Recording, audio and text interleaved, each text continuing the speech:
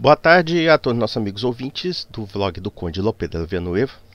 Recentemente eu me deparei com alguns vídeos do reverendo Augustus Nicodemos, que, se não me falha a memória, ele é membro da Igreja Presbiteriana. E um dos vídeos ele tem um título que, no meu entender, bastante tendencioso e que cabe fazer os seguintes comentários. O título do vídeo é uma pergunta: onde o catolicismo encontra base bíblica para adorar Maria e os santos? E eu posso responder ao Sr. Augusto Nicodemos. A resposta é nenhuma, porque os católicos não adoram Maria e nem mesmo os santos. Ou seja, o reverendo faz uma pergunta capciosa e falsa para dar uma resposta capciosa e falsa. Antes de ele fazer qualquer críticas a respeito de como nós encaramos os santos e a devoção à Virgem Maria, primeiro ele deveria estudar o Catecismo da Igreja Católica para saber como nós reverenciamos os santos e qual é a situação entre nós e os santos como católicos. Porque não existe adoração a santos. Nós não achamos que santos são deuses. Nós prestamos uma reverência e respeito porque estes santos, mártires e apóstolos, e no caso a Santíssima Virgem Maria, fazem parte não somente da memória cristã, como também de nossa história. E eles são pessoas que manifestaram a graça divina e os exemplos da fé. Basicamente isso. E claro, ele começa com essa pergunta capciosa sobre a questão de uma adoração que não existe. E o segundo ponto que ele coloca é sobre a intercessão dos santos. E ele faz uma confusão entre interceder e mediar.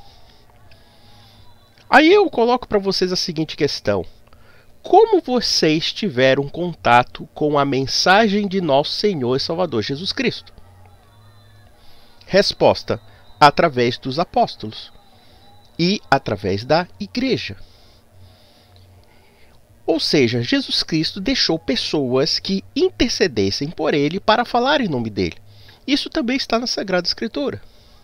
Quem vos ouve, a mim ouve. Ele fala para seus discípulos. O segundo ponto é, ele também dá o poder dos apóstolos de perdoar os pecados e de reter aquelas pessoas que estão em pecado. Se isso não é interceder, eu já não sei o que é mais intercessão. E isso sem prejuízo das curas, dos milagres que os apóstolos intercediam em nome de Jesus Cristo. E aqui nós podemos falar da própria Virgem Maria, a Virgem Santíssima. E temos dois aspectos que poderiam ser falados. O aspecto da veneração. Se a veneração à Virgem Maria é bíblica. E eu digo, é bíblica. E eu poderia simplesmente citar apenas um capítulo da Bíblia para falar sobre isso. É o capítulo 1 de Lucas. Se vocês observarem as cenas que envolvem a anunciação do anjo Gabriel e até mesmo a própria Virgem Maria reconhecendo o papel dela no âmbito da salvação, vocês vão perceber ali que são sinais de reverência. Quando o anjo chega para a Virgem Santíssima e diz: Salve Maria, cheia de graça, ou então em grego, kecharitomene, e nós temos que entender que essa palavra em grego quer dizer nada mais, nada menos do que plenitude da graça. Ela não é somente cheia de graça, ela tem a graça na sua plenitude. Vocês entendem o que significa isso? Não é por acaso que quando nós rezamos em latim, nós oramos Ave Maria, gratia plena. Na verdade, não é cheia de graça, não. É plena de graça. E aqui nós temos um sinal de reverência do anjo.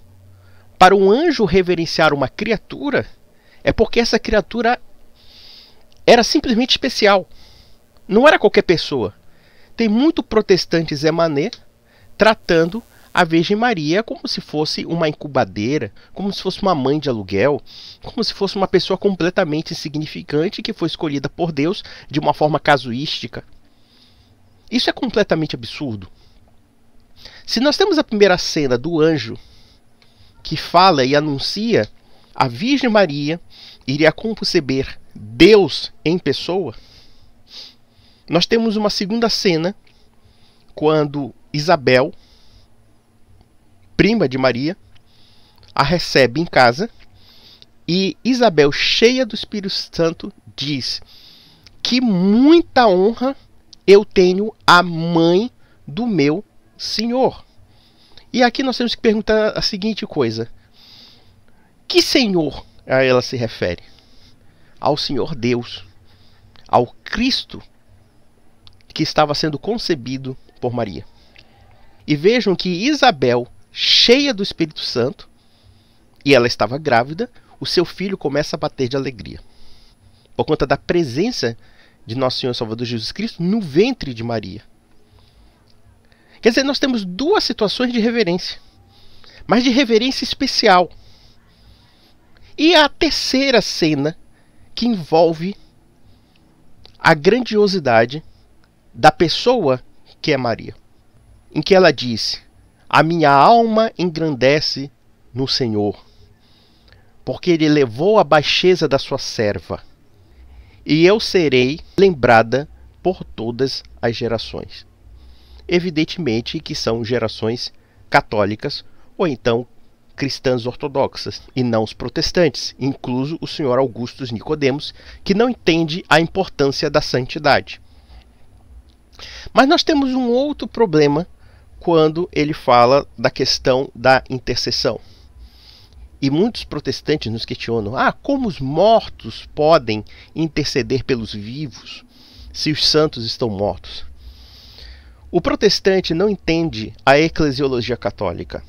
Ele não entende que, na verdade, a igreja visível é uma representação terrena da igreja invisível. Vejam em Apocalipse, capítulo 6, versículo 9.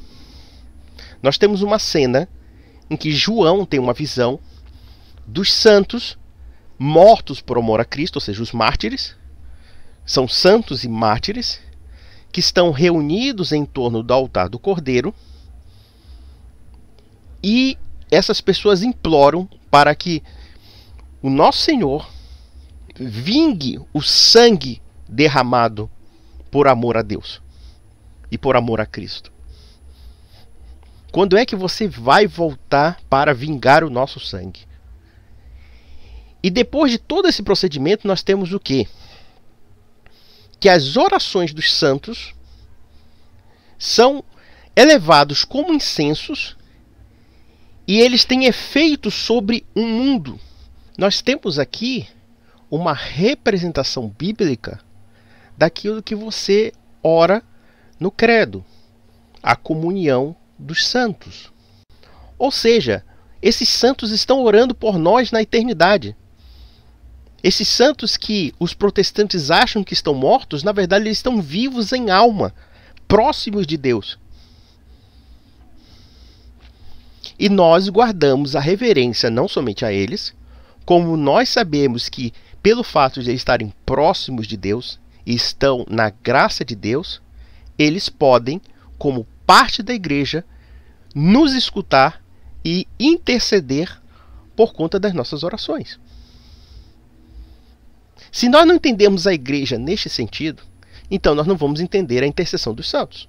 E nós não vamos entender mesmo o próprio sentido da intercessão, porque interceder não invalida a mediação de Cristo e o homem, mas Cristo nos deixou alguém para interceder e falar em nome dele.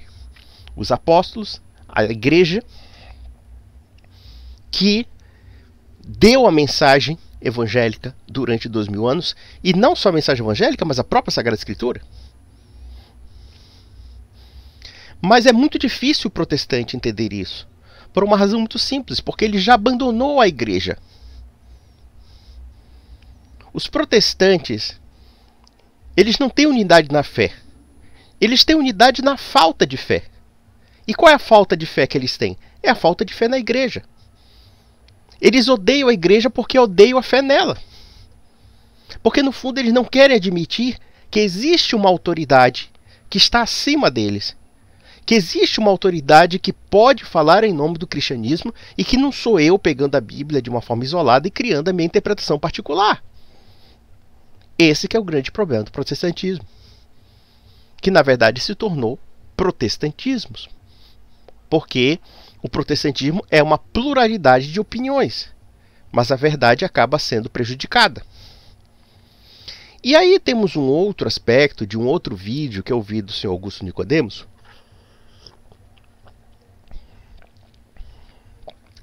a respeito de um método que ele orienta a certos protestantes em como converter os católicos.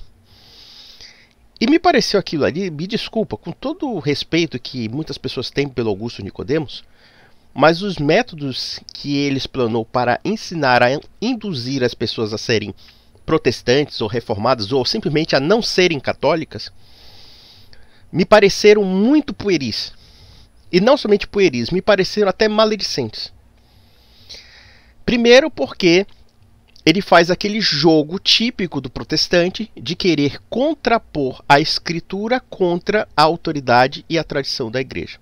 Como se esses componentes, a igreja, a tradição, no caso junto com o magistério e a Sagrada Escritura, fossem elementos opostos, quando na verdade eles são complementares entre si. Porque a Bíblia Sagrada existe em razão da igreja e não o contrário. E ele diz, olha, na cabeça do católico, ele não acredita que a Sagrada Escritura é apenas a única fonte, o único artigo de fé. Ele sempre vai falar da tradição e do magistério da igreja. Então você faz o seguinte, você pega um versículo bíblico qualquer daí e contrapõe ao que o Augusto Nicodemos, evidentemente, né, acha que é produto do magistério da igreja. Porque veja, se ele diz que nós adoramos santos e até a Virgem Maria, então ele realmente não conhece o que a igreja ensina sobre os santos. Mas, para fins de maledicência, para fins de subverter o próprio sentido da fé católica, então você tem que pegar a Bíblia, arrogar-se a autoridade sobre as Escrituras e rebaixar a autoridade da igreja, soltando metralhadoras de versículos bíblicos, muitas vezes desconexos, para contrapor algum ensino que aparentemente o protestante acha que está questionando sobre a igreja. Convenhamos, é de uma baita de uma maledicência. Porque evidentemente que nossos católicos não estão suficientemente preparados para enfrentar muito desses tipos de debates teológicos. E por quê?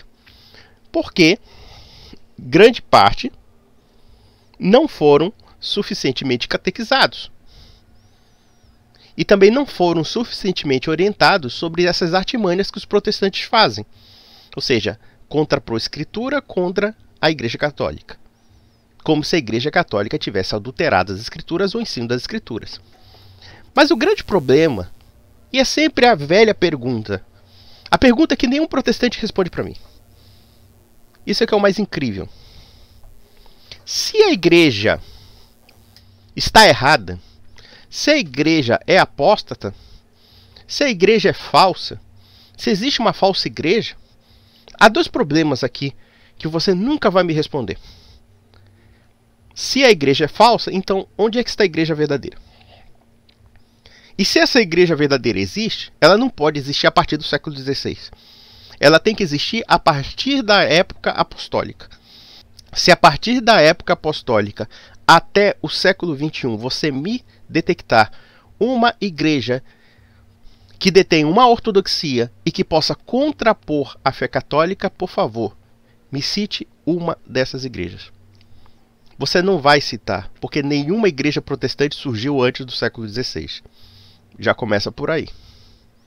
Se por um lado nós temos um problema da ortodoxia, porque na verdade todos os protestantes são heterodoxos, há também um outro problema sobre a autoridade. Porque esse pessoal não sabe responder quem de fato é autorizado para falar em nome das Escrituras. O problema do protestantismo é que qualquer pessoa é autorizada para falar sobre as escrituras. Então, portanto, não existe nenhuma solução definitiva para encerrar o debate ou para realmente prescrever que aquilo era certo ou errado. Então, toda a instrumentalização pauta nisso. E tem um terceiro ponto ainda.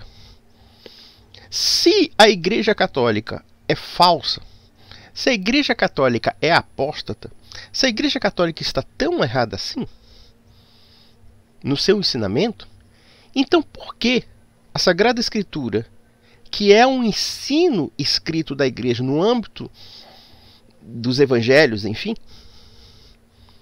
um ensino sagrado, né, como nós estamos falando, Sagrada Escritura, a Bíblia, por que nós teríamos confiança num texto considerado infalível dentro de uma entidade que é falível? Das duas, uma.